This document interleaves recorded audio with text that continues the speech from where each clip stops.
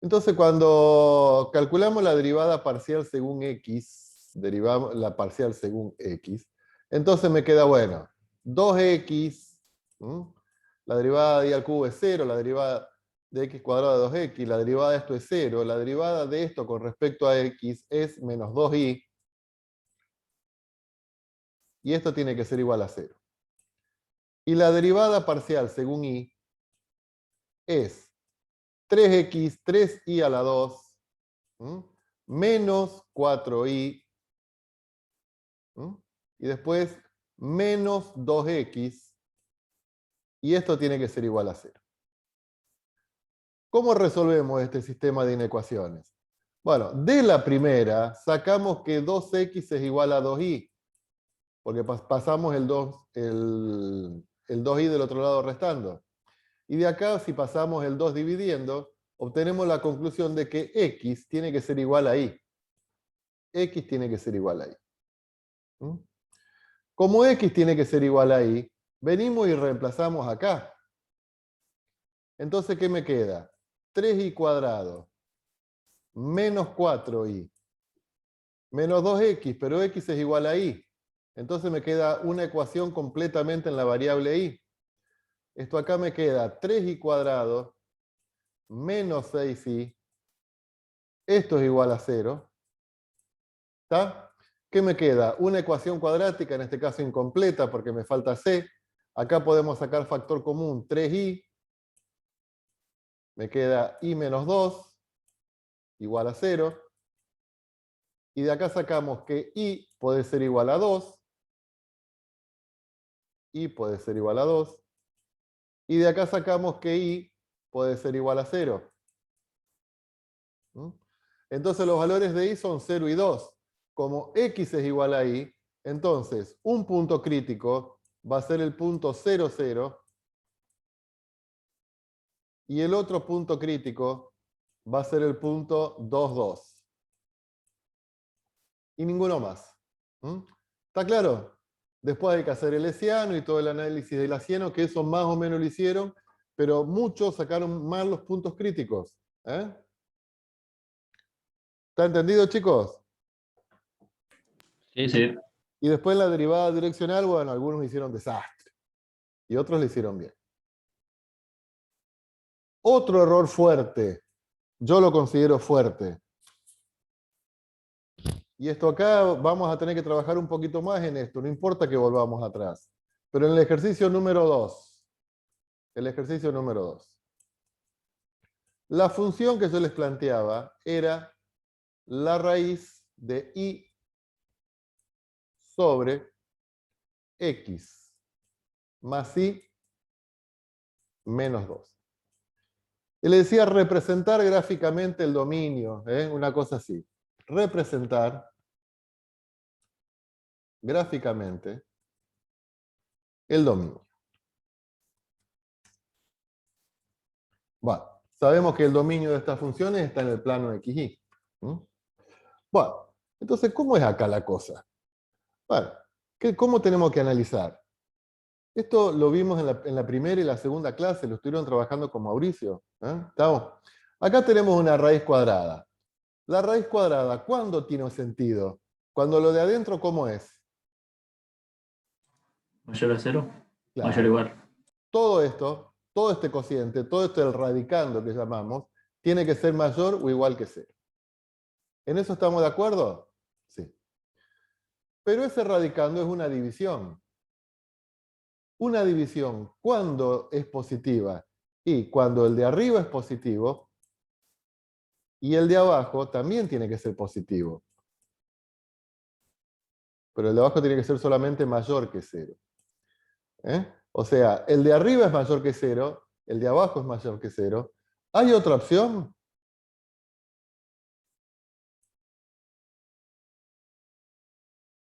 Sí, la otra opción es la que sean los dos negativos. El de arriba negativo y el de abajo negativo.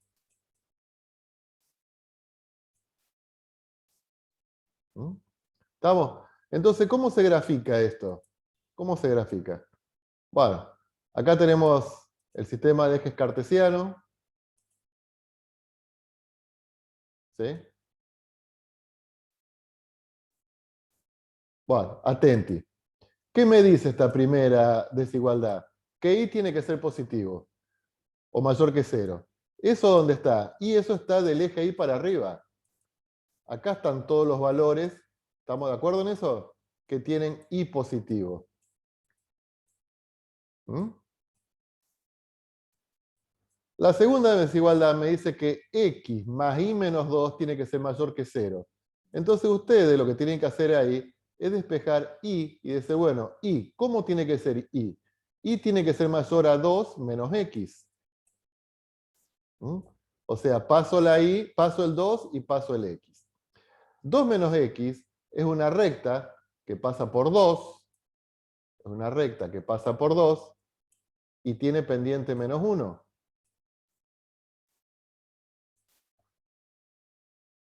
Ahí tenemos la recta S. Es una recta que pasa por 2 y tiene pendiente menos 1. Pero a mí me interesan los i que tienen que ser mayores que la recta. Los i que son mayores que la recta están por encima de la recta.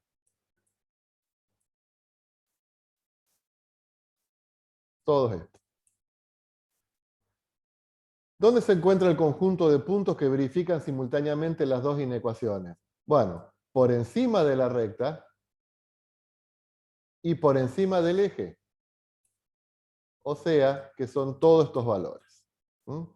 O sea que la primera parte, considerar los dos positivos, son todos estos puntos. ¿Mm? ¿Se entiende hasta ahí? Sí, sí. ¿Cuál es la otra posibilidad? La otra posibilidad es que sean los dos negativos. Bueno, ya más o menos sabemos cómo es el esquema. Ahora tenemos que pensar en que los dos términos, tanto numerador como denominador, tienen que ser negativos. Entonces, ¿cómo tiene que ser i?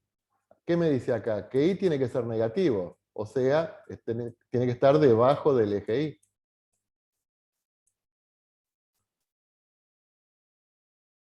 O x más i menos 2 negativo. O sea que acá despejamos i. Y ¿cómo tiene que ser? Bueno, paso el 2, paso la x. Entonces i tiene que estar por debajo de la recta 2 menos x. La recta 2 menos x es la que dibujamos antes. 2, 2. Y tiene que estar por debajo de esta recta. ¿Dónde están los puntos que verifican las dos situaciones? Bueno, los que están debajo del eje X y debajo de la recta. O sea, todos estos puntos.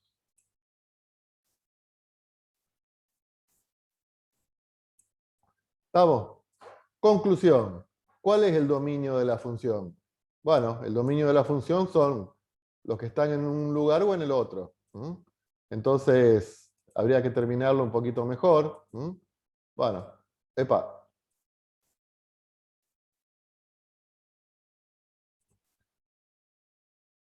Este es el sistema de ejes cartesiano, lo hago en chiquitito.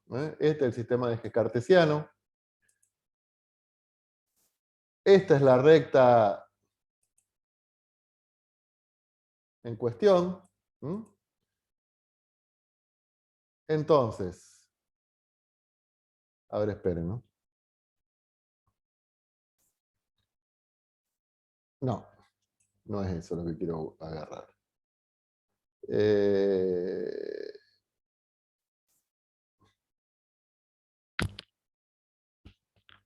Esperen que me quiero hacer el biribiri, ¿eh?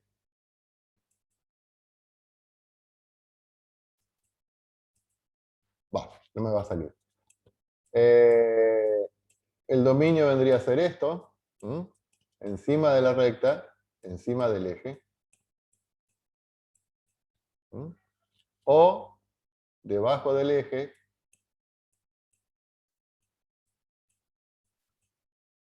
debajo de la recta. Ese es el dominio. ¿Estamos? Y como la recta no puede ser 0, habría que justificar acá que la recta va en línea de puntos.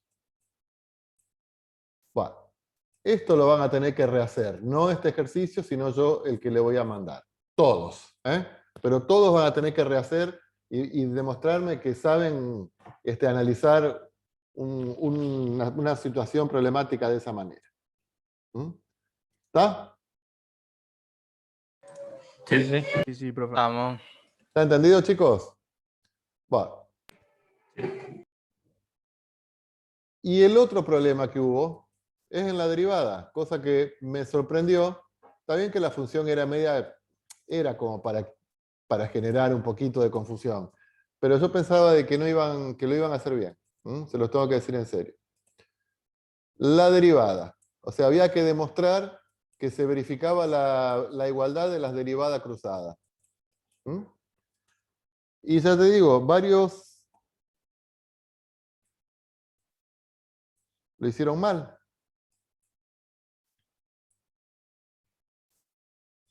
Varios lo hicieron mal.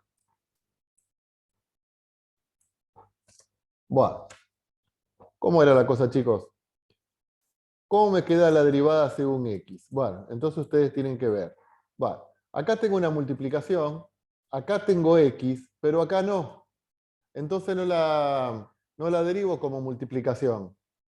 Directamente derivo la primera, que la derivada de la primera es 2x menos y esto lo multiplico por e a la i, porque yo cuando lo haga como producto, la derivada de e a la i va a ser 0.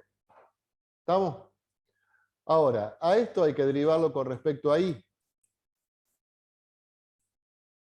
Bueno, acá es función de i, acá es función de i, entonces ahí sí derivo como multiplicación. Entonces, ¿cómo me queda la derivada del primero según i? Menos 1 por el segundo sin derivar. Más el primero sin derivar por la derivada del segundo. Entonces, acá me queda la expresión de f sub xi. ¿Estamos de acuerdo, chicos?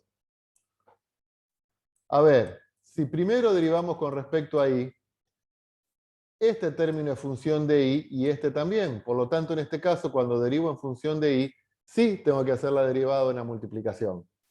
¿Está?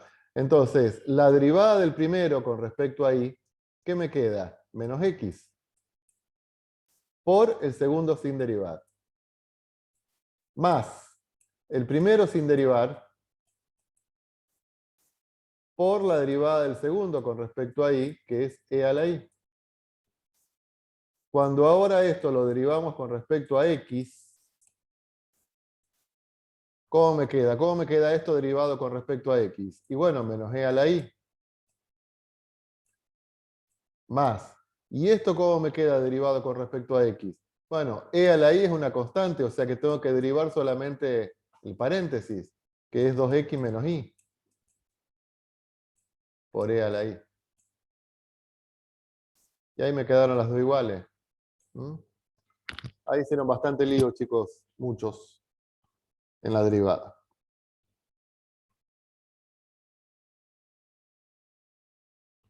Bueno, esos son un poco los errores más, o sea, sobre todo de cuestiones más importantes.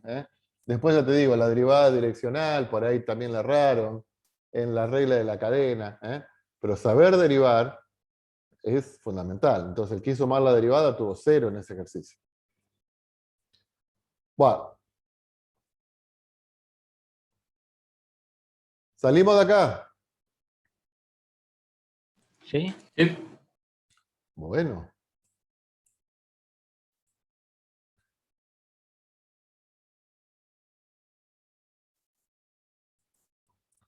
Bueno, y de ahora en más las clases las vamos a organizar de la siguiente forma. O sea, con Mauricio empezaron a trabajar con el tema de integración múltiple. Con él van a seguir trabajando durante todo lo que resta del cuatrimestre con ese tema. Y conmigo vamos a empezar a trabajar con otro tema, que es cálculo vectorial, se llama, o funciones vectoriales, que ya vamos a ver de qué se trata. Y van a trabajar conmigo ese tema el resto del cuatrimestre. O sea que vamos a trabajar en forma paralela. Mauricio con integrales múltiples y yo con funciones vectoriales, integrales de línea y los contenidos que corresponden a ese tema. Lo de Mauricio es la unidad 2. Conmigo vamos a empezar a trabajar la unidad 3. Yo les publiqué un apunte, como para que ustedes se vayan guiando un poquito, en el caso de que sigamos trabajando de manera virtual, con los temas que vamos a ir desarrollando en la unidad 2. Y el apunte que correspondería a la unidad 3, lo empecé y no lo pude terminar. Así que hoy vamos a charlar un poquito sobre cuáles son, sobre la teoría de esta unidad 3. Entonces, repito una vez más, lo que vamos a ver conmigo es la unidad 3, después se la paso por Classroom, que se llama funciones vectoriales. Funciones vectoriales.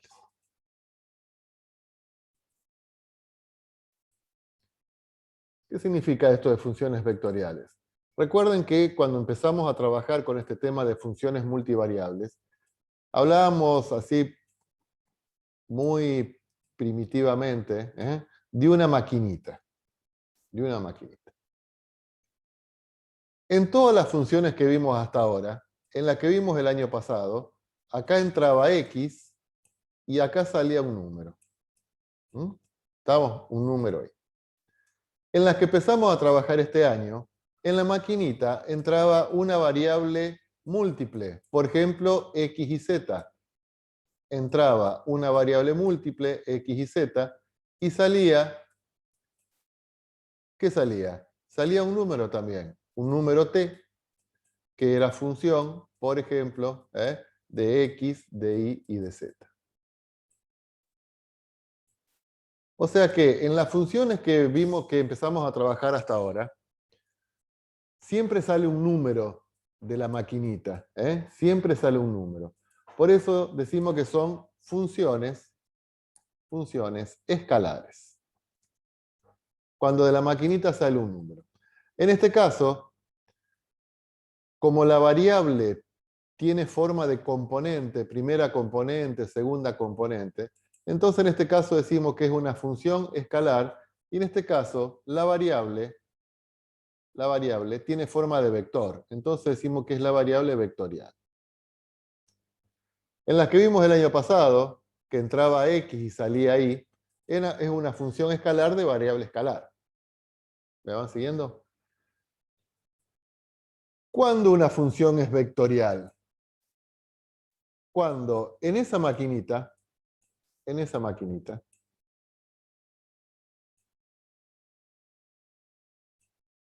entra un número, y sale un vector. Entra un número y sale un vector. Por eso le ponemos que sale una f de t. Que puede ser, por ejemplo, que ese vector salga de una componente, perdón, de dos componentes. Podemos poner f1 de t, f2 de t. O de tres componentes, o de las componentes que sean. Entra un número, que lo vamos a llamar t, lo afecta una función y lo transforma en un vector. ¿Está claro? Por ejemplo, bueno, ¿cómo representamos esto? Bueno, a ver, tenemos una función vectorial, f de t, que es igual a 1 más 2t, t cuadrado menos 1. O sea que, si a esa maquinita, o sea, si a esta función le evaluamos en 2, por ejemplo, ¿qué me da como resultado? Y me da como resultado un vector de dos componentes. La primera componente, ¿cómo la calculamos? La calculamos a partir de esta ley. 2 por 2, 4, más 1, 5. Y la segunda componente la calculamos según esta ley. 2 al cuadrado, 4, menos 1, 3. O sea que, si entra el 2 en esta maquinita, me devuelve el vector 5, 3. Y así sucesivamente. Si entra el 4, bueno, tenemos otra función, otro vector. Si entra el 5, tenemos otro vector. Entonces, en este caso, ¿cómo dijimos que es la función? La función es vectorial. la función es vectorial. ¿Por qué? Porque de la maquinita sale un vector. La función genera un vector. Ahora, ¿cómo es la variable? Escalar. Escalar, porque es un número. Entonces ahí tenemos una función vectorial de variable escalar. ¿Estamos? Y después lo que vamos a ver también como función vectorial es que entra un vector, por ejemplo, un vector de 3 componentes, x y z, puede entrar un vector de 3 componentes, x y z, a la maquinita. Y esto, la máquina de las funciones, lo transforma en otro vector, que le vamos a poner f mayúscula, que va a depender de x y de y de z. Pero a lo mejor el vector que sale puede ser, por ejemplo, de 2 componentes. O sea, entra un vector con 3 componentes y sale, por ejemplo, un vector de 2 componentes, solamente como para dar un ejemplo, chicos, ¿no es cierto? Que ustedes algo de esto, estuvieron trabajando con Graciela el año pasado cuando hablaban de las transformaciones lineales. Bueno, ahora vamos a generalizar un poquito esto. Entonces, en este caso, ¿qué tipo de función es? Bueno, ¿qué sale de la maquinita? Un vector. Entonces la función es vectorial. ¿Por qué es un vector? Porque lo que sale tiene varias componentes.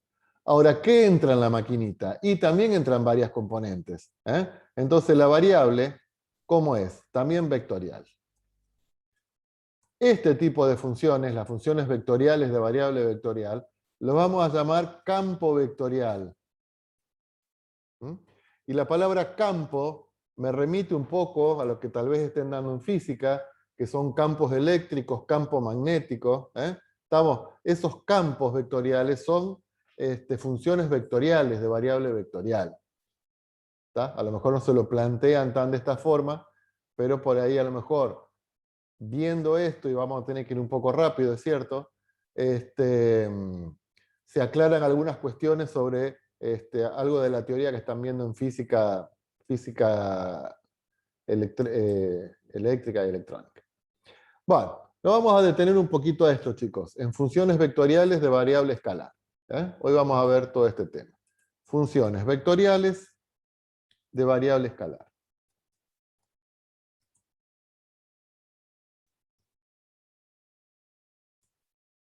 Variable escalar.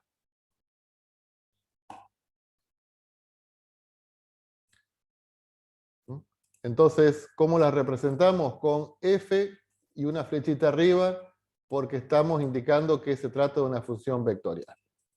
¿Estamos? Vamos a suponer que trabajamos con una función vectorial de 2 componentes. Una función vectorial de 2 componentes. Por ejemplo,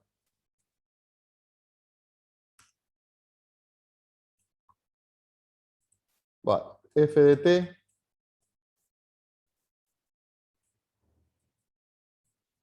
es igual a, la primera componente es 1 más t, la segunda componente es t cuadrado más 2. T cuadrado menos 2. Bueno, y yo le digo a ustedes, a ver, ¿cuál sería la gráfica de esta función?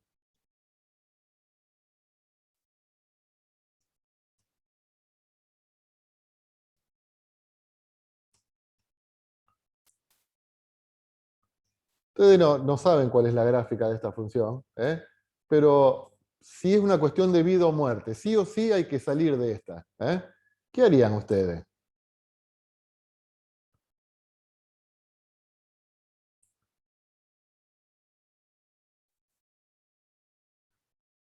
¿No se les ocurre nada?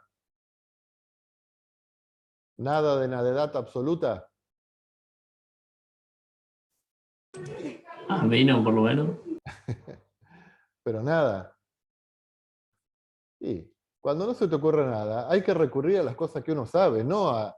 ¿Estamos? Entonces, ¿qué habría que hacer? Y bueno, qué sé yo, hagamos una tabla de valores.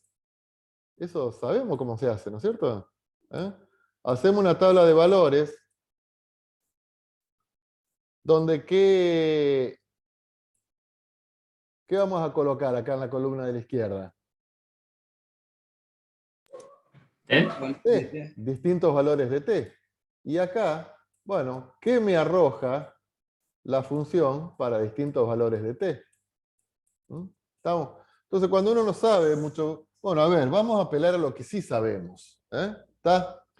Obviamente que valores de t no vamos a buscar 3 octavos, raíz de 2, sino que vamos a buscar valores conocidos, valores enteros, y que estén cerca del origen. ¿Está? Por ejemplo, no necesariamente tienen que ser esos valores, pero uno busca valores que pueden llegar a ser un poco cómodos. Entonces, bueno, para distintos valores de t vamos a detener distintos vectores. ¿Mm? Entonces, si t vale menos 2, ¿qué vector me arroja? Menos 1, 0. Menos 1, menos 2 al cuadrado, 4, menos 2, 2. ¿Sí? ¿Estamos de acuerdo, chicos? Sí, sí. Sí, sí. Si t vale menos 1, ¿qué vector me arroja? Y reemplazo, eso me da 0. Y acá sería menos 1 al cuadrado 1, menos 2 menos 1. ¿Mm? Si t vale 0, es el vector 1 menos 2. Si t vale 1, es el vector 2 menos 1. Si t vale 2, es el vector 3, 2. Bueno, y así, si t vale 3, es el vector 4. Acá me queda 9 menos 2, 7. Si t vale 4, es el vector 5. Y acá es 4 al cuadrado, 16, menos 2, 14. Bueno, entonces ya sabemos que para distintos valores de t tenemos distintos valores de ft, o sea, distintos vectores. ¿Qué haríamos ahora con todos esos vectores?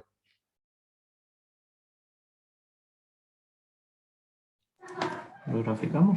¿Los graficamos? ¿Estamos? ¿Los graficamos? Bueno, entonces vamos a ir graficando los distintos vectores. ¿Cómo se graficaba un vector? Y lo poníamos en su posición normal. O sea, el extremo de cada vector sobre el eje en el centro de coordenadas. Bueno, díctenme ustedes, chicos, los vectores para no ir y venir. ¿Cuál era el primero? Menos 1, 2. Menos 1, 2. Ahí teníamos el primero. Menos 1, 2. Entonces, graficamos el primer vector. Menos 1, 2. El segundo vector, 0, menos 1. ¿cómo graficamos el vector 0, menos 1? 0 en X, menos 1 en Y. Ahí. ¿Sí? Después, 1 menos 2. 1 menos 2. Bueno, entonces, ¿qué estoy graficando acá? Estoy graficando los vectores. Estoy graficando los vectores. 1 menos 2.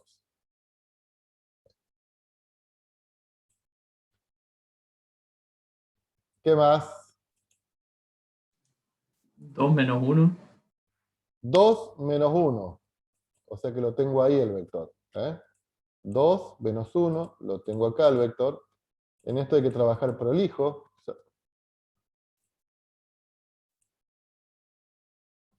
Ahí. ¿Qué más? Y 3, 2. 3, 2. Lo tenemos por acá. El vector 3, 2 está ahí. ¿Qué más?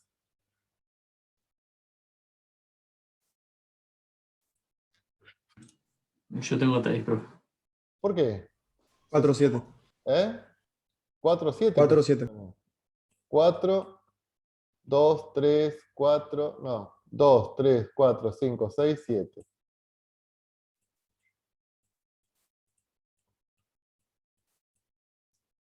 Bueno, ponele que el último no tengas ganas porque se te fue muy lejos, bueno. Pero, qué bárbaro. Ahí está. Bueno, ¿qué hicimos ahí? Ubicamos todos los vectores. Oh.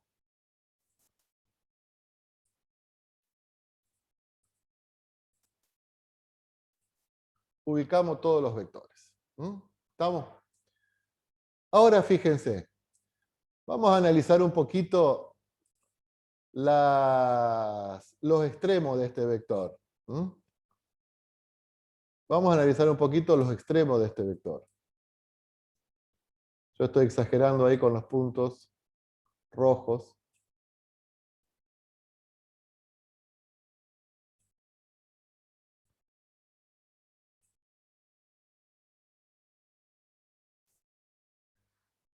Fijémonos en los puntos rojos que son los extremos de los vectores. ¿Dónde están ubicados? ¿A lo largo de una qué?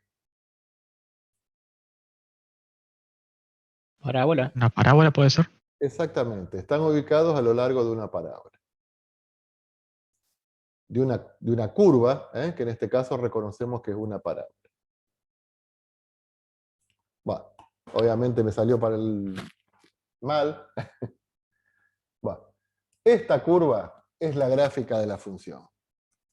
Esta curva es la gráfica de la función vectorial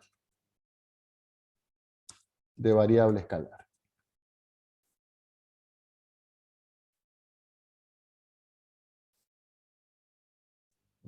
¿Estamos? ¿Qué le falta a esta curva? A esta curva le falta lo que llamamos el sentido de generación. Sentido de generación.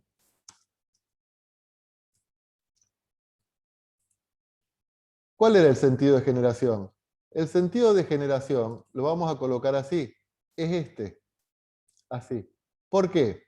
Y porque primero generamos este punto, después generamos este punto, después este punto. Entonces, a medida que t iba aumentando, los puntos se iban localizando medio como que a la derecha. ¿Se dan cuenta? Entonces, siempre a las gráficas de las funciones vectoriales hay que ponerle una flechita que está indicando el sentido de generación.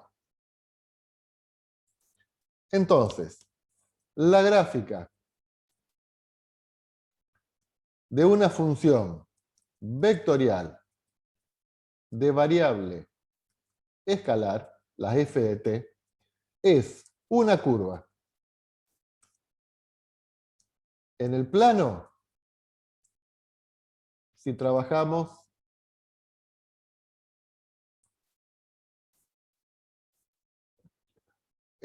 con una función de dos componentes, con función de dos componentes. Ahora, si la función tiene tres componentes, vamos a tener que trabajar en el espacio.